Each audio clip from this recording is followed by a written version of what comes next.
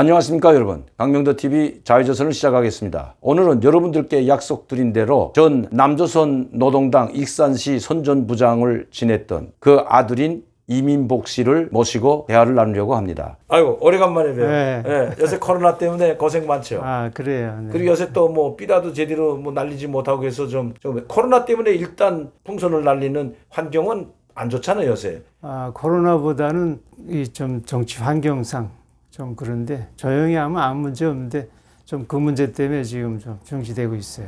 아, 그러니까 아직 뭐 정부 당국에서 지금 못 날리게 하고 있잖아요 실제로. 네, 그래서 날리지 못하는 것도 한몫하잖아요. 아, 그렇죠. 강제해서 못하는 게 기본이고, 그러나 우리가 더 멀리 점프하기 위해서 그 준비 작업을 하고 있어요. 네. 이 이민복 씨는 한 번에 날릴 때 수백만 잔씩 그 삐라와 전단을 북한으로 보내고 있지만 한 번도 큰 언론이라든가 이런 데 공개하거나 자기의 활동을 공개한 것이 한 번도 없습니다. 전혀 뉴스에도 한 번도 나온 적이 없는데 맞죠? 네, 그래서 그 통일부에서 그 성일교 의회라 이거 삐라 반대법 하면서 그 삐라 날린 단체 명단을 쭉 뽑았는데 우리는 안 기록되어 있는 거예요. 그래서 어떤 단체에서는 당신 아무것도 안 하지 않았나? 옛날에도. 그런데 그래서 이번에 저 김태원 변호사한테 그런 반대해서 나는 날리는 거 다 사진 찍어가지고 그렇죠. 또 영상 다 찍어가지고 수첩에 이렇게 해가지고 그것도 한두 개가 아니라 한 번에 300만 장씩 날아가니까 그걸 내가 다 기록을 보여주니까 아, 저도 그 이따금씩 이제 이민복 씨가 삐라 날리고 와서 언제 어디에서 날렸다고 저한테 이제 보내오고 있는 사진도 있고 기록도 있지만 정말 북한의 변화를 위해서 특히 김정은 독재에 짓밟혀서 실무하고 있는 2,500만 북한 동포들을 위해서 실질적으로 음지에서 조용히 사역을 감당하고 있는 분이 바로 이민복 씨입니다. 저는 이민복 씨를 오래전부터 합니다. 제가 94년도에 왔고 이민복 씨는 95년도 왔는데 와서부터 저희가 교회에서도 만났고 교회가 주관하는 모임에서도 만났고 여러 차례 만나면서 함께 친구처럼 이렇게 오랫동안 지내왔습니다. 지금도 마찬가지고요. 자주 전화도 하고 만나기도 하고 식사도 같이 하고 또 가족들끼리 저희 식당도 찾아주고 해서 자주 만나고 있지만 그때나 지금이나 마음가짐이나 자세가 항상 올곧고 지금처럼 이렇게 차분한 그런 분임을 제가 여러분들께 말씀드리고 지금 정부에서는 속사정이 있죠. 뭐 당연히 문재인 대통령이 김정은이라는 북한의 최고 지도자를 3번이나 만났는데 그러고 나서 이제 우리가 삐라를 뿌리게 된다면 북한이 반발할 거는 뭐 불보듯 뻔합니다. 그런데 남북관계 정상회담을 할 때에도 삐라를 아무리 뿌려도 남북관계가 좋았고 문재인 정부와 김정은이 서로 가깝게 지낼 때는 아무 문제도 없었다는데 문제가 있는 것입니다. 아무 문제도 없습니다. 그때는 한 번도 삐라를 가지고 전단을 가지고 시비를 헤어지지 않았습니다. 그런데 김정은과 문재인 대통령의 사이가 벌어지고 나니까 지금 김정은이가 이 삐라를 걸고 늘어지는 것이죠. 북한은 삐라를 안 뿌렸습니까? 얼마 전까지만 백령도에 날아온 삐라 여러분들도 아마 기억하실 겁니다. 북한에서도 삐라 날아오는 거 엄청 많았잖아요.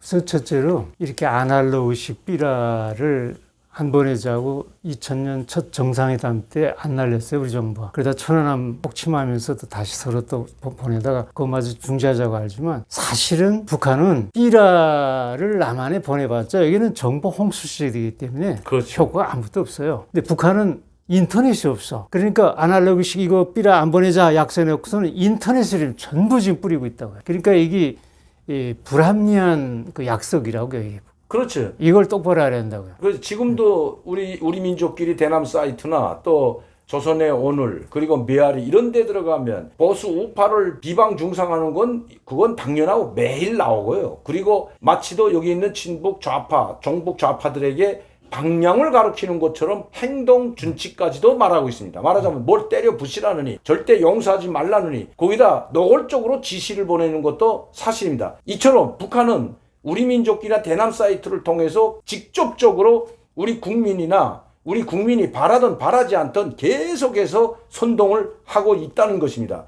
여기에 대해서는 우리 정부가 단 한 번도 왜 이렇게 선동을 하고 있는지 이야기하는 걸 보지 못했습니다. 물론 남북관계가 좋을 때는 그렇다 치더라도 지금처럼 3번의 정상회담이 있었지만 오히려 남북관계가 정상회담 이전만도 더 못한 상황까지 벌어지게 된 것. 그건 우리 정부의 잘못일까요? 북한의 잘못일까요? 우리 정부의 굴종 자세도 문제가 있지만 북한이 핵을 고집하기 때문입니다. 핵무기를 포기하지 않으려는데 이 모든 문제가 있는 것이지 결국 우리 정부가 남북 관계를 먼저 파탄시키거나 한 적은 한 번도 없다는 것입니다. 이민복 씨가 이렇게 목숨을 걸고 삐라를 보내고 전단을 보내는 그 이유는 도대체 어디에 있다고 봐요? 어디에 있는지 저는 그것도 많은 분들이 궁금해하거든요. 제 인생, 심지어 우리 아버지 때부터의 그 역사, 이 공산주의, 공상, 사회주의, 사기성, 이건 아버지 때부터 제가 경험한 그것이고, 또 북한에서 살면서 거짓에 속아가지고 미국과 남한을 자꾸 증오했다고요. 특히 6.25 같은 거는 미국과 남한이 쳐가지고 너무 많이 죽지 않았어요? 파괴되고. 근데 이러한 거짓에 속아가지고 지금도 통일이 안 되는 거죠. 서로 증오하면 통일이 안 되잖아요. 서로 사랑하고 긍정적으로 봐야 되는데. 근데 6.25를 너희들이 왜 우리를 때렸어? 우리 죽이려고 그랬어? 하니까 북한 사람 당연히 화나게 그걸 자꾸 우린 그렇게 살았는데 알고 보니까 오히려 김일성에서 일어난 거예요. 그걸 내가 남한 삐라를 통해서 겨우 알게 된 거예요. 북한에서 배울 만큼 배운 사람이 나도요. 대학 그렇죠. 과학원까지 있었는데. 근데 그렇게 배운 사람도 딱 6.25가 미국과 남한에서 침략인 줄 알고 그렇게 미워하고 그랬는데 삐라를 통해서 이걸 보고 야 우리가 통일되려면은 이 진실을 알려야 되겠다. 이게 북한에서는 말을 못하잖아. 그래서 탈북해가지고 마침 내가 90년대 탈북했는데 그 전에 임승희 왔다 갔어요. 89년대. 임승희 말하는 거 보고 남조선은 말이라도 하는가 보다. 그래서 삐라 보고서 결정적으로 탈북해가지고 이걸 남한에 가서 말이라도 하니까 삐라를 보내줘야 된다. 거기 라디오 인터넷이 없잖아요. 그렇죠. 그래서 이게 서로가 통일돼야 된다. 이 평화의 메시지를 보내가지고 왜 너희들 중요하느냐. 북한 사람들 나도 북한 사람이었죠. 중요할 게 없다고. 그 사실을 보내줘야겠다는 그 마음으로 떠났다고요. 저는.